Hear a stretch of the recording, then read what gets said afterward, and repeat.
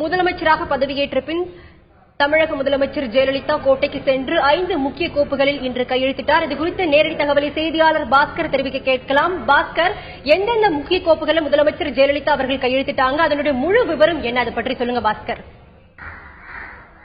6வது முறையாக தமிழகத்தின் முதலமைச்சராக பொறுப்பேற்ற ஜெயலலிதா அவர்கள் தலைமைச் செயலகத்துக்கு வருகை தந்து தன்னுடைய பணியை தொடங்கியிருக்கிறார். தேர்தல் அறிக்கையில் அறிவிக்கப்பட்ட அறிவிப்புகளில் 5 கோப்புகளில் கையெழுத்திட்டு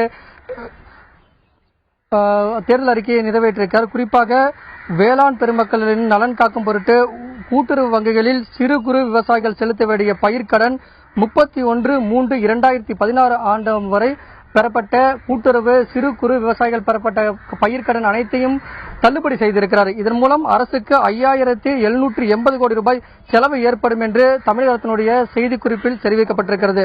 அதைத் தொடர்ந்து மின்சாரம் அனைவருக்கும் மிகவும் அத்தியாவசியமான ஒன்று என்பதால் தற்போதைய கணக்கீட்டு முறைப்படி 100 யூனிட் மின்சாரம் இலவசம் என்ற கோப்பில் கையெழுத்திட்டிருக்கார்.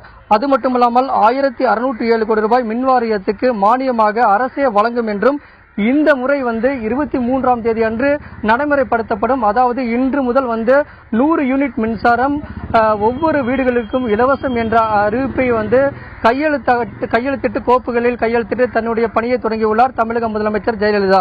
அதைத் தொடர்ந்து 2011ஆம் ஆண்டு தேர்தல் அறிக்கையில் 4 கிராம் தங்கம் 50,000 ரூபாய் ரொக்கம் வழங்கப்படும் திருமண உதவி திட்டத்தின் கீழ் என்று அறிவிக்கப்பட்டது. தற்போது 4 கிராம் தங்கத்திலிருந்து 8 கிராம் தங்கமாக உயர்த்தப்பட்டு அதற்கான கோப்பில் தமிழக முதலமைச்சர் ஜெயலலிதா கையெழுத்திட்டார். அது மட்டுமில்லாமல் 750 யூனிட் உயர்த்தியும் அதற்கான கோப்புகளில் கையெழுத்திட்டுள்ளார் தமிழக முதலமைச்சர் ஜெயலலிதா. கைத்தறி நெசவாளர்களுக்கு தற்போது கட்டணமில்லா வழங்கப்படும் மின்சாரத்தை 200 யூனிட்டுகளிலிருந்து 750 யூனிட்டுகளாக உயர்த்தி இலவசமாக 750 யூனிட்டுகள் கைத்தறி நெசவாளர்களுக்கு வழங்கப்படும் என்ற உத்தரவின் பேரில் கையெழுத்திட்டு கோப்புகளில் தன்னுடைய கையெழுத்தை இட்டுள்ளார்.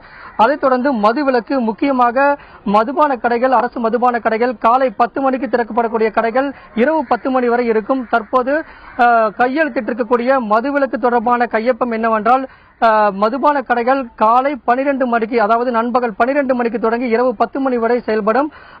மதுபான கடைகள் 10 மணிக்கு பதிலாக 12 மணி நண்பகல் தொடங்கி இரவு 10 மணி வரை செயல்படும் என்றும், அது மட்டுமில்லாமல் 500 டாஸ்மாக் மதுபான கடைகள் மூடவும் உத்தரவிட்டு அதற்கான கோப்புகளில் தமிழக முதலமைச்சர் கையெழுத்திட்டுள்ளார்.